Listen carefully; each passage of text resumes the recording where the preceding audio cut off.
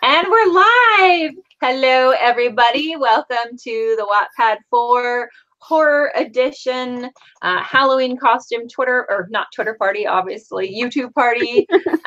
We are live, and I am obviously dressed as a witch. I have to show off my little cauldron here. It's the Polyjoe's cauldron. So if I turn into someone else randomly throughout the chat, that's why. And we're gonna go down the line, and our wonderful guest stars are going to introduce themselves. And if you can tell us either a little bit about yourself or just what you're working on right now or what you're sort of big for on Wattpad. So Jakayla, you're first on my left here. Okay, I'm Jakayla Toney, aka Miss Horrendous on Wattpad, and I am currently writing a novel called The Lovely Suicide Church. It's a horror novel, because I love horror. And yeah, I'm sorry I don't have a costume, but this is the best. That is awesome. Ever. That is definitely good. You get a pass. Okay, so Leah is next. I'm Leah. If you don't know me by now, it's weird that you're watching this. You never know. I'm the author of All Our Broken Pieces, coming from Disney Hyperion, and 1/6 of the Wattpad4. Awesome. Still feels weird to be like 1/6 of the Wattpad4, but yeah. 1/6 of the Wattpad4 plus more. My math is like. I know. We're writers. We don't math. That's the beauty. We don't pay attention to math. Yeah. And so Gavin. Yay, hello. I'm Gavin Heatherington, and I did write a lot of horror, but now I'm kind of dabbling in romance, which is a little bit scarier than horror. So I've done Heart of the Sky, which just recently won a Waddy Award, and I'm so Congrats. Thank you. And I'm currently Moana, in case you didn't know. Iconic. And we have Alys on the end here with an awesome costume. Hi, everyone. I'm Alys Arden, author of the Casket Girl series, and I'm currently at the tail end of editing book 3, The Cities of Dead, which comes out at the end of January. Thanks for having me. Thank you for being on the chat today. So I'm also going to let everyone know who's watching that we will be having a giveaway at the end of the chat, so stick around. All you have to do to be entered is basically just be watching the chat, so you're ahead of the game here, and then just comment in the comments on the sidebar there, and I'll save the chat for a little bit after we log off and make sure I write everyone's names down. So you'll be entered to win a copy of, not prepared. A copy of The Strange and Deadly Portraits of Bryony Gray, signed by me, and a signed copy of Casket Girls by Alys Arden. So you'll be all fancy and have signed books. Okay, so we're going to go down a little bit and talk about our favorite spooky books. Speaking of, and I'm not going to be that person and say my own book, but it's pretty spooky. But I have to say, and especially in light of Alys's costume, I really, really love Coraline. Sorry, she's putting her rain hood on. I love all things Neil Gaiman. So I'll start with saying Coraline, and then The Graveyard Book is one of my absolute favorites because the characters are just so creepy and it's so well written. So that's mine. And then same thing down the line. Jakayla, favorite spooky book? My favorite is Wait Till Helen Comes by Mary Downhain. Ooh. Oh. That sounds creepy. Is it about ghosts? It is about ghosts and a haunted house. My favorite. Nice. Nice. Leah, do you have a favorite spooky book? You know what? I'm not really a horror reader, I'll be honest. Yeah, that's fair. I do love true crime, which is horror in its own right, right? Definitely. That works. And Gavin? Well, I grew up on the Goosebumps books, and they were seriously defined my childhood and made me really want to do horror writing. So my favorite ones are like The Haunted Mask, A Night in Terror Tower, and One Day at Horrorland, and things like that. So all things Goosebumps. Nice. Yeah. And Alys? Well, I'll piggyback off of that because after Goosebumps, before because I'm probably older than everyone here. After that, all the Fear Street books by R.L. Stine. I feel like were really the first YA books that were available when I was a young adult. So everything Fear Street and Christopher Pike and Anne Rice I grew up reading a lot because I'm from New Orleans. Obviously Coraline and everything Neil Gaiman. But my all-time favorite is Mary Shelley's Frankenstein. Nice, classic. So next we have the question of favorite TV show or movie. And actually I want to quickly say, like, I made me laugh when people talk about Goosebumps being like so important for their childhood, because I was not allowed reading Goosebumps. We had like a really intense Christian like background, and that was I wasn't allowed touching Goosebumps. And it's so funny because I feel like that's what pushed me off the deep end, because when I was like 11 or 12 I was hoarding Stephen King books under my bed. And that goes so far beyond Goosebumps. It would have been better if my mom had just let me read Goosebumps. It's so much more. I feel like we all went from like Goosebumps to Stephen King. Yeah. With maybe Fear Street in the middle. I just went straight to Stephen King. I was like 0 to 60. So that's so much worse. So favorite spooky movie or TV show. And every year I do the Halloween movies. I have to watch all of them back to back, and they're terrible and I love them. But lately I've been marathoning Hill House, and I have so many thoughts about that. And it's so good and so creepy. And but that's like, I could do a whole nother chat about that. So favorite TV show or movie, Jakayla? American Horror Story. Nice. My favorite TV show. Nice. Do you have a favorite season? Yes. What's your favorite season? Two. Asylum. Oh, Asylum. Asylum. I keep hearing about the Coven season, and I really want to watch that, and I haven't done so yet. Mm-hmm. It's good. It's good. Leah, do you have one? I have one that traumatized me. Like, oh, tell us. It's like so old, and it's called The People Under the Stairs. I learned to jump from like the first stair to like the top stair, and like they would like reach their arms through the stairs and like grab you and like pull you through the vents of this. It's just the creepiest thing. Oh yeah, that one was horribly scary. Yeah, like kids that they locked up and cut out their tongues and stuff. Oh my gosh! Yeah, it was so traumatizing. How old were you when you watched it? Oh, I don't. I'd have to even look when it was made. I don't know. But it was awful. Sounds scarring. But you love it. Well, you know, I also Christine, Stephen King, because my dad had an old car, and he used to be like, "Can you run to the garage?" I would just run so fast in and out. You thought the car was going to eat you. I totally did. That's fair. I was 100% convinced the car was going to come to life. That's fair. Like, Stephen King wrote about the weirdest things, if you think about it. Like, there was a whole book about like a rabid dog, and that was his horror. Here's my question. Yeah. Why did my dad let me watch that? That's a great question. Gavin, any favorites? Film-wise, I have to watch Hocus Pocus every single year. Yes. Iconic favorite. I can literally quote every single lines from start to finish. But in terms of TV shows, I would say Goosebumps, of course, again. And I've just finished binging Chilling Adventures of Sabrina, which I really enjoyed. It was so good. I'm in the middle of it. I'm reading the graphic novel. Oh, really? Nice. Is that any good? Is the graphic novel any good? Mm-hmm. Ooh. Yeah. I still haven't read the graphic novel. I would be interested in that. I was like, to be honest, I really like a lot of Sabrina, but there's some parts that I'm like, about, especially all the like, they've taken witchcraft and Satanism and like smushed it together, and I'm like, what's happening here? Where is the line? There is no line. Yeah, it's exactly. There is no dark and light. It's just like dark, dark, dark, which usually I like, but this time I'm like, So I don't know. We'll see. I have thoughts. Again, that could be a whole nother chat though. House of Chilling Adventures of Sabrina chat. I'm up for it. Yeah, that would be kind of awesome, actually.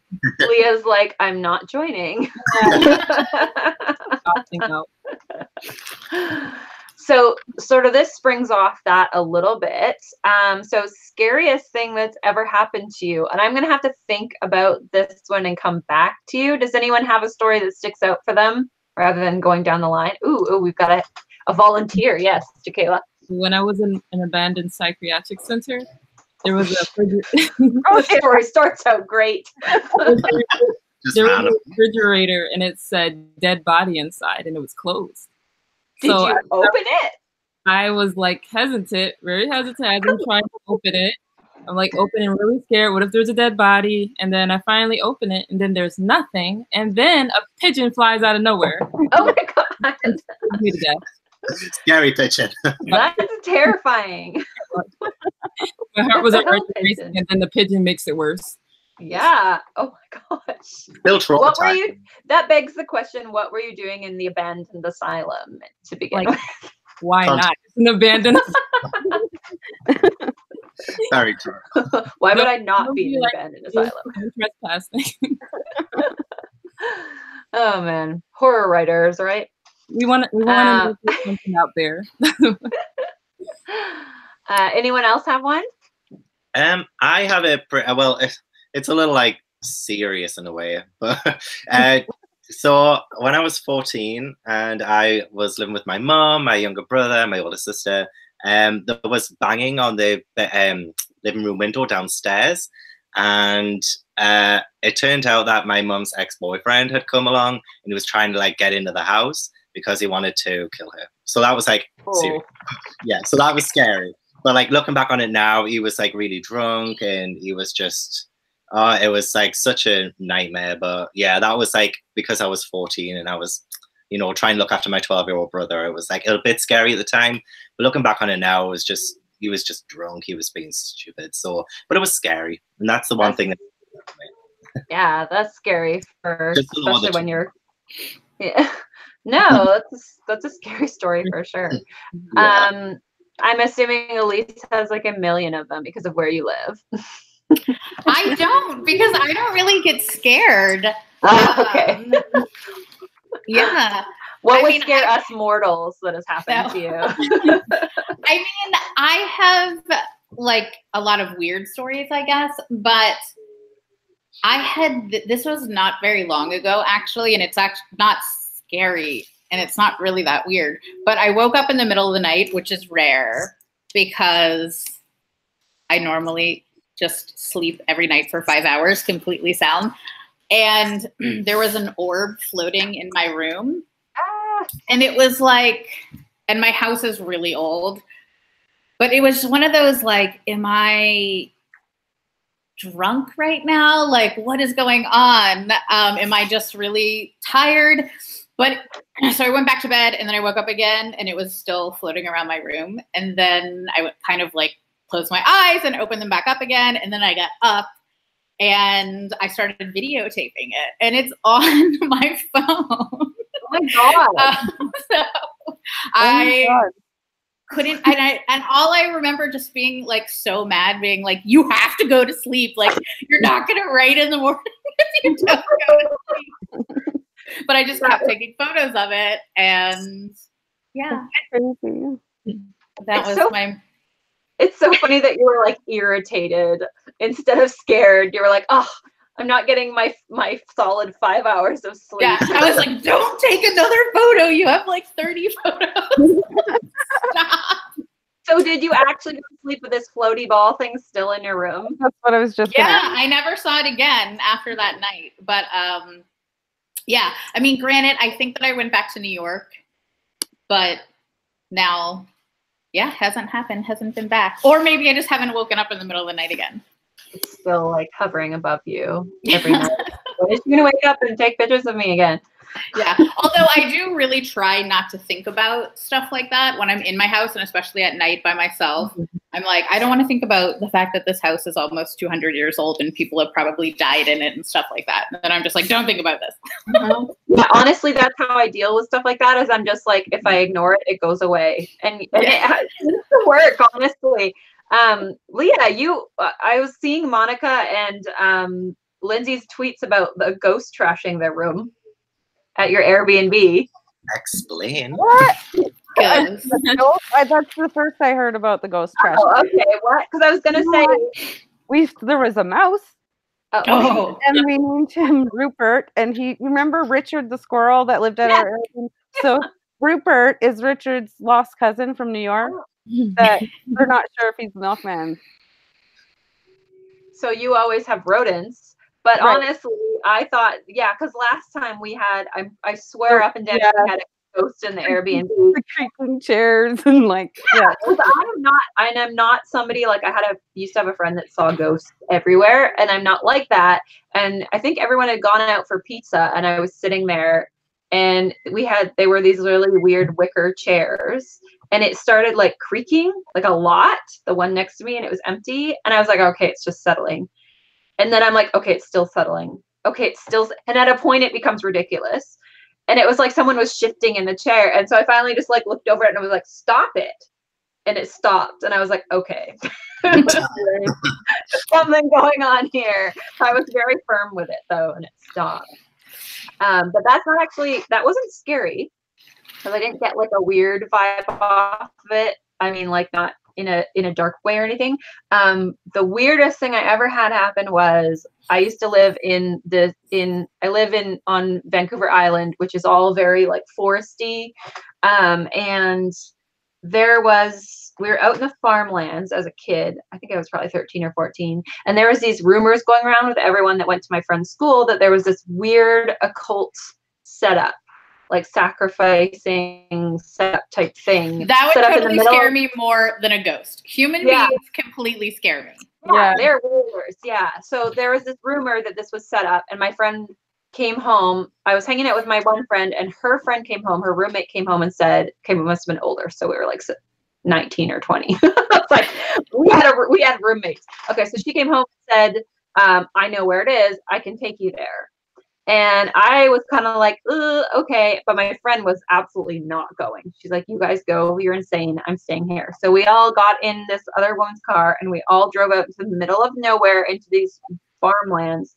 And sure enough, there was this weird as hell thing set up in the middle of this like field surrounded by forest. And it was a mattress circle. Someone had taken like 8 or 9 big full-length king-size mattresses and stood them up on their ends. What? It was so weird, in a circle. And then somebody had taken, those like little stick men out of the witch movie. What's it called? The Blair Witch Project. Someone had made those and hung them all over the mattresses. And it was so weird. And then there was a CD player sat in the middle playing creepy music, like constantly. Apparently it was never off, because a bunch of kids came and went, and it was always on. And then there was this creepy shed beside it, and somebody had spray painted in red, "Thank you for letting me kill," on the side of the shed. Yeah, and I came in to the circle, I shut off the radio, and I was like, we're leaving, screw this. Yeah. And it was so weird. And apparently, like, I was going to go to the police about it. And then apparently they said, like, don't go back there. You're trespassing. And that's all they said to me. So, yeah. Suspicious. It was very creepy. And I never found out what it was about. Anyways. Leave it for a story. Mm-hmm. One of your stories. Yeah. I don't know. The creepiest thing that ever happened to me was a friend of mine when I was a teenager. She was like a bit older, and they had just rented a new like apartment or whatever. And it was rumored in the complex that some not so good things went down in said apartment. And so she was showing me around the apartment, and when I walked into one of the rooms, I swear to God, I doubled over. Like I felt like I was going to throw up. I started to get really dizzy. Like I just walking into the room. Walked outside and I was okay. I'm like, I can't go back in your house. I had this horrible feeling. Never felt anything like that, and I never want to feel it again. And that's probably the creepiest thing that ever happened to me. Yeah, that's happened to me sometimes. Like when I went to, because I have moved seriously from house to house to house, and I've never lived in a house that was creepy, but I've like looked at it when we're thinking about buying. And there was one that I went into. I wouldn't go any further than the living room and was like, nope, we're not buying this house. We might as well leave right now. And my husband was like, why? What is the matter with you, basically? And I was like, I just can't walk in the rest of the way, basically. And like I said, I'm not usually like that. You know, I'm not like, oh, every other house I walk into has ghosts, you know, that type of thing. So it's weird when that happens. So again, to springboard off this, what was your worst fear as a kid, and is it the same now, or is it different? Jakayla, you are next.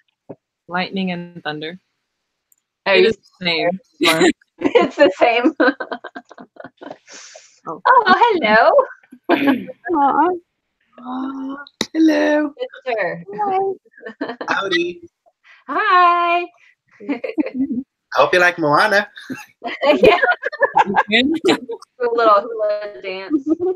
Did she do that in the movie? I can't remember. Watch this. Where you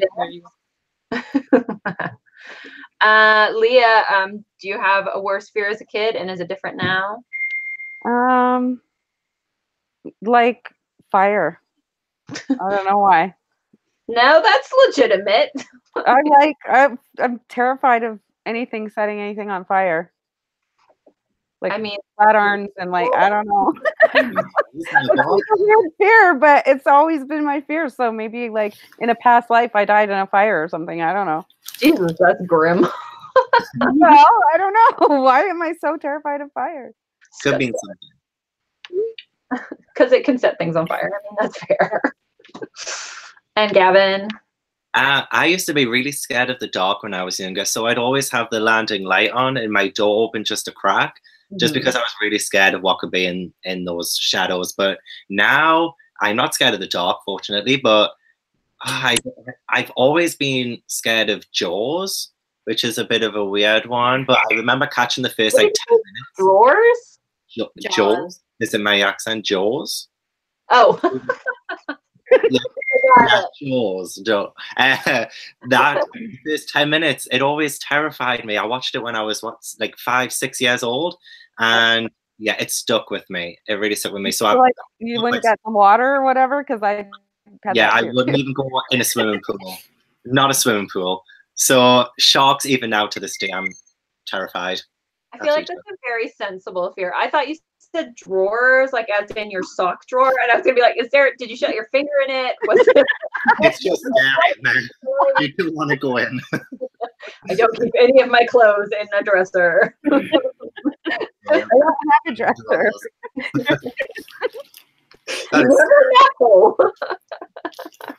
Okay.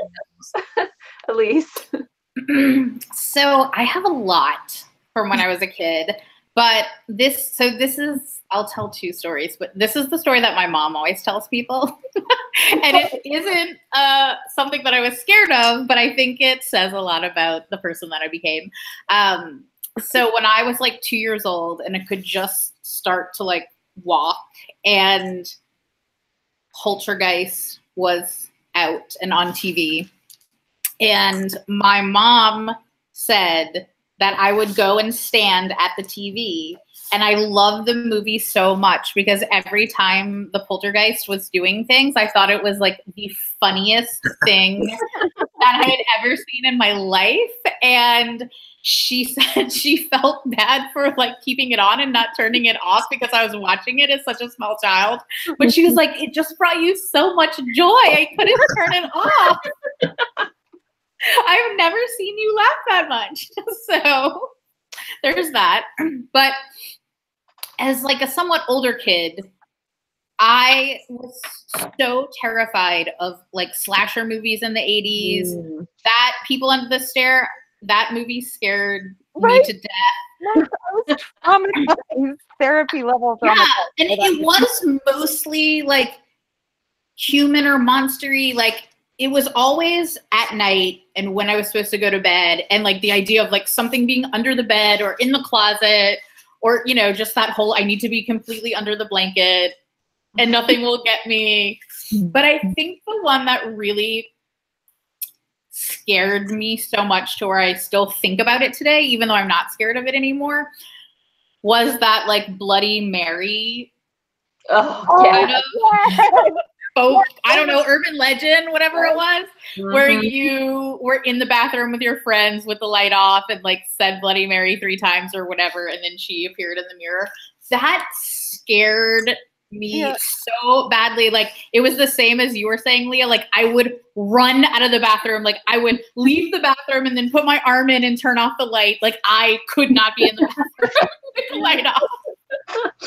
And I still probably think about it like once a week when I'm leaving the bathroom. I remember being terrified of that too, when your friends are like, let's do it. And you're like, no. And they're like, yeah, let's do it. Yeah, and you're trying to be like, I'm not scared. I'm not scared. And you're like crying inside. It's like, haven't you seen any movies? This never goes well. Haven't you seen people under the stairs? And they're like, no, my parents don't let me watch stuff like that. But I don't know even how I watched that when I was a kid, but that terrified me. Like, I could not sleep. I was scared to go to sleep. That one was bad. Yeah, anything to do with like scary movies with toys. Yeah, I have a long list. Do you remember the Candyman movie? Like the Candyman, and he like, that was terrifying too. Yeah, looking back on it now, it wasn't the best made movie, but Toney Todd definitely. You know what? You're young. It was like it was a movie back then. And I'm pretty sure it was in Louisiana. Was it? Yeah. I don't know. I don't think I've seen it since the 80s. But yeah, mine is like a total downer. I was, like I said, like super conservative Christian raised, and so like demons scared the crap out of me. And like, of course, as a kid, having someone be like, yeah, all your worst fears are true, yay, like on a regular basis every Sunday. It like really sucks. As an adult, not so much anymore. I'm trying to think if I have any like weird fears. Not really. Nothing exciting. I would say the whole demons thing, I was pretty scared of them as well, actually. But then I watched Charmed, and I could say 3 kick-ass women like vanquishing demons every single week. And I was That's awesome. It made me not scared of demons anymore. I had Charmed to watch when I was that age, but I wasn't allowed because, you know, we're allowed telling, you know, little 13-year-olds that demons are going to get them, but movies about witches are not allowed. So witches are so cool. Can you tell my like like bitterness a little bit there? You've made up for it. What's that? You've made up for it. That's what happens. Definitely. Yeah, it is definitely what happens. So best or worst Halloween costume is next. So as a kid or lately, I could say mine was definitely like dressing up in a sheet. And just literally putting like felt cutouts over the whole thing. But my sister and I thought we were really funny because we were like a double ghost. So, so that was kind of like best and worst. Double ghost. Yeah, that is the best and the worst. The best and the worst combined. So Jakayla, do you have any? Yes, I was a yellow Teletubby. Nice. Yay! And it wasn't even a costume. My face was painted, and I was just the yellow Teletubby. Lala? Is it the type of Lala? It's Lala. I know that, but I do. I know all of them. I love them. That gets the most terrifying costume award. Sounds good. Leah? 1 year, like in junior high, I just put like safety pin socks to my clothes, and I went aesthetic cling.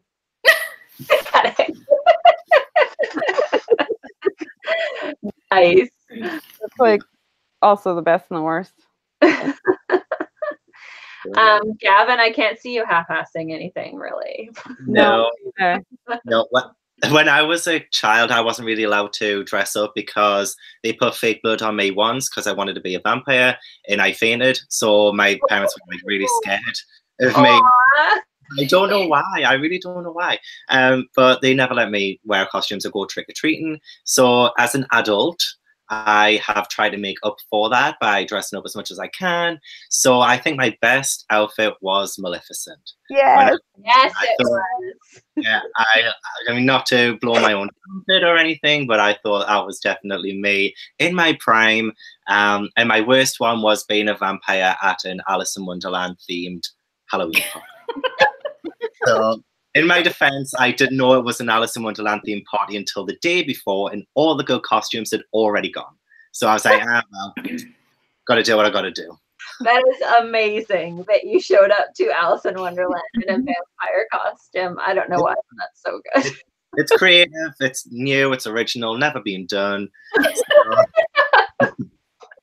That reminds me of a story I was reading. Somebody showed up to a Halloween party and he'd made this like elaborate lobster costume, like made of foam, and his claws were like up like this with his hands, right? And they were like just like 6 feet tall, and he didn't know, but he arrived and it was like a ballroom and everyone was in masquerade gear. He didn't know that it was a masquerade. Nobody told him. Anyway. So that definitely seems like that Lindsay Lohan movie. I don't know. I just was reading this story that happened. Oh, it's a story. I thought that really happened to someone. Yeah. Well, no, apparently it did. I don't know. I was just reading it in somebody's magazine. Yeah. Amazing. Best or worst costume, Elise? I feel like this answer would be different for the worst in different parts of my life.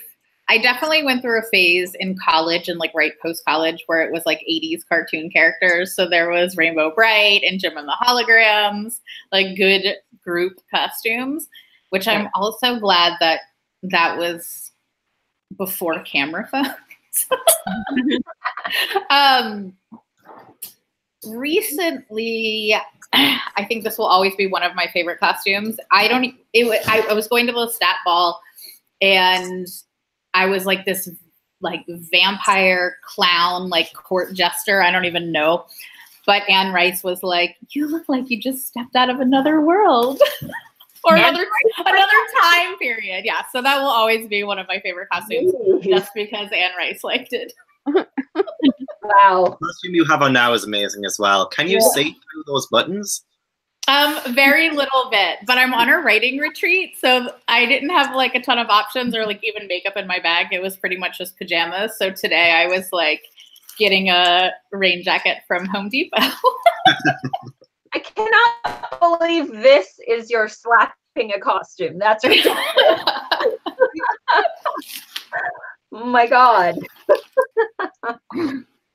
Yeah, mine is clearly like a hat and mine is a headband. Well, definitely in New Orleans, you have like either the costume closet or the costume trunk or the costume room in your house, depending on how many kids you have, probably. Oh my goodness. So favorite horrible, trashy Halloween candy. Anyone? I love Tootsie Rolls, and I always get such crap over this because people are like, it's waxy and disgusting, and it is. But but I love them. If you put them in front of me, I will eat one of those entire like Halloween like pumpkin bucket full of Tootsie Rolls. So. I don't think I would eat a Tootsie Roll, but I would totally eat a Tootsie Pop. Yes, I love those things. Those are good. So gross, but so good. Nobody else has a shitty candy addiction.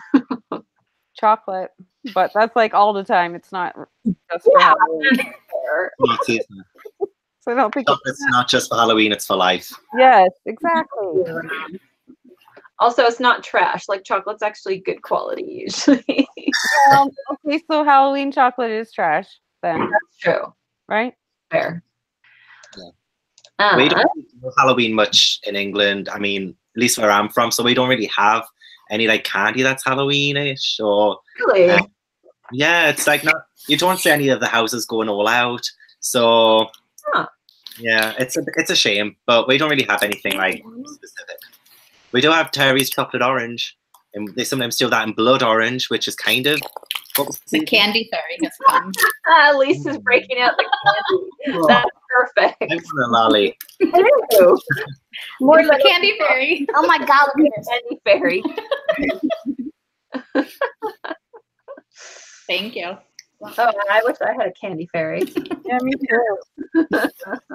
Mine called in sick. Do that with my cleaning fairy.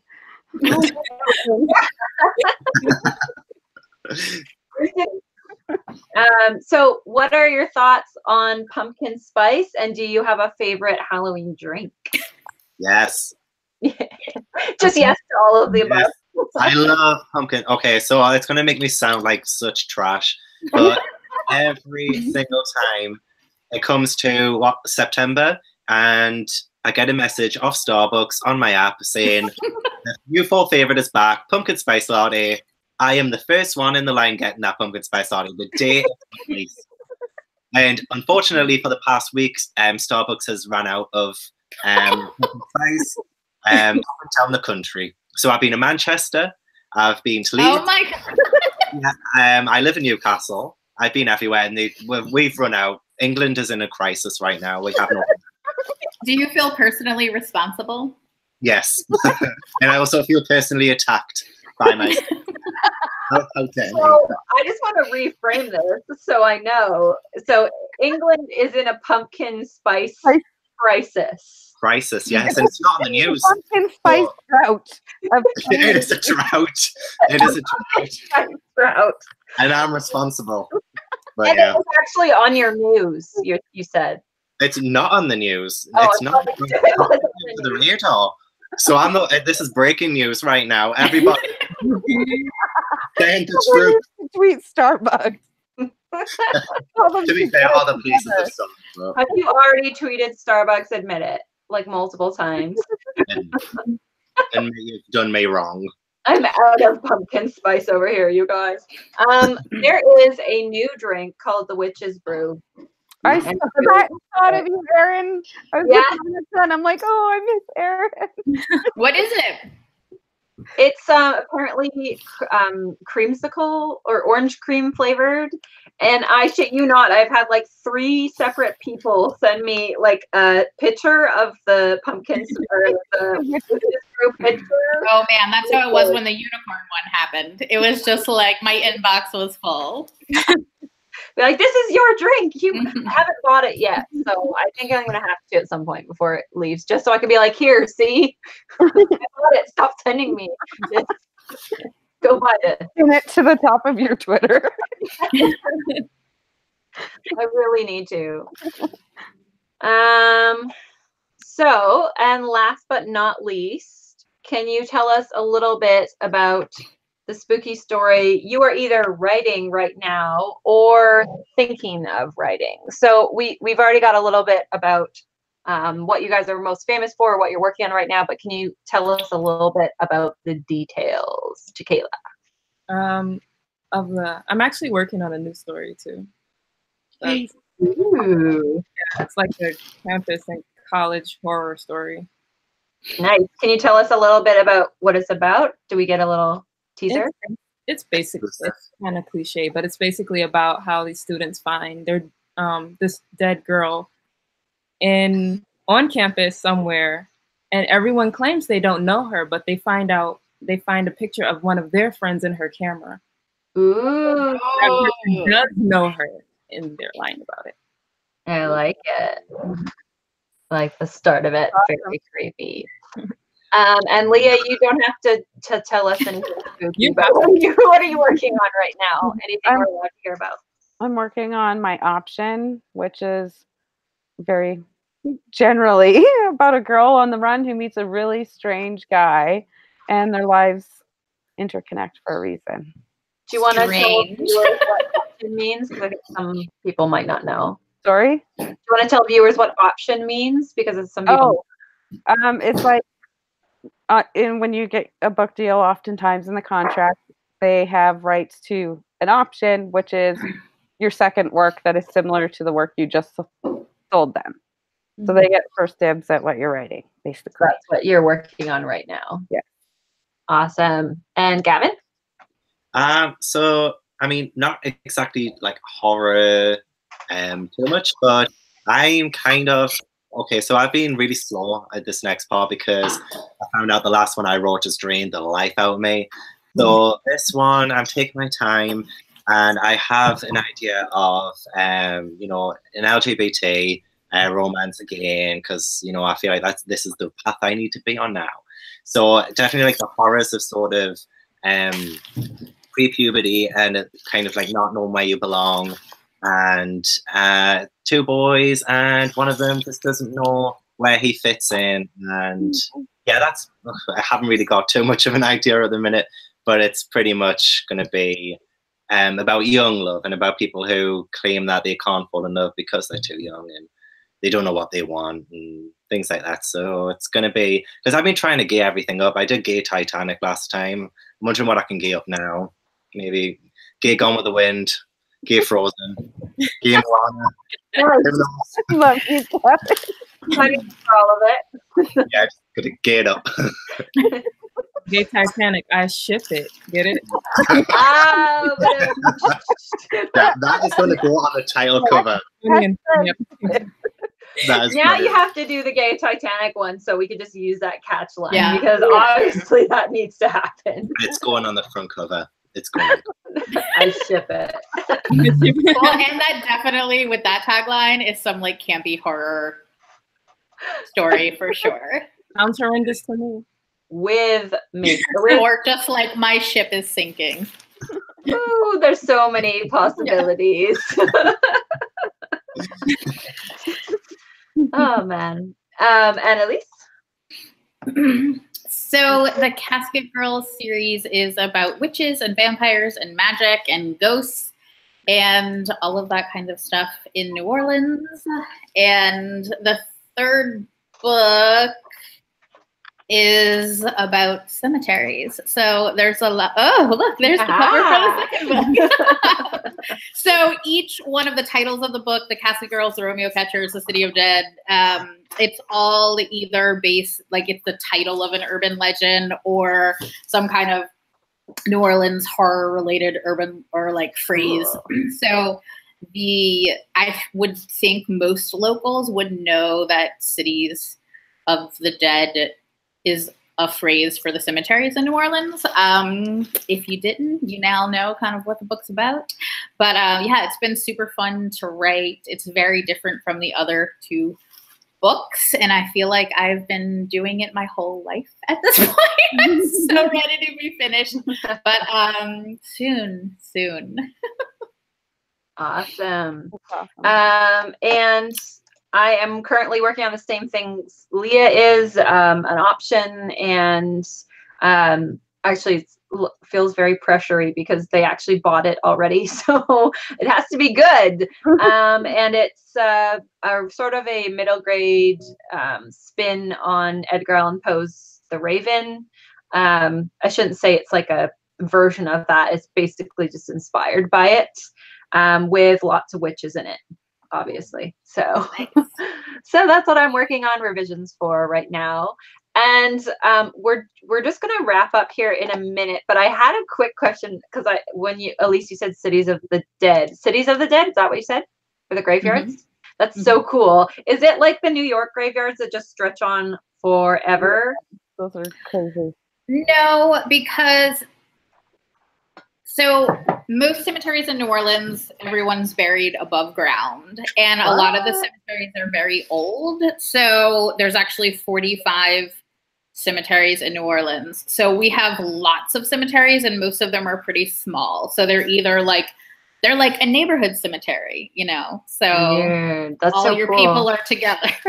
So it'll be like a city block kind of big. I mean, we have some bigger ones, but I know the ones you're talking about in New York, where it's just like, is this a park or is this a cemetery? So weird. Yeah. So do you mean buried above ground like they're in crypts? Yeah. Oh, cool.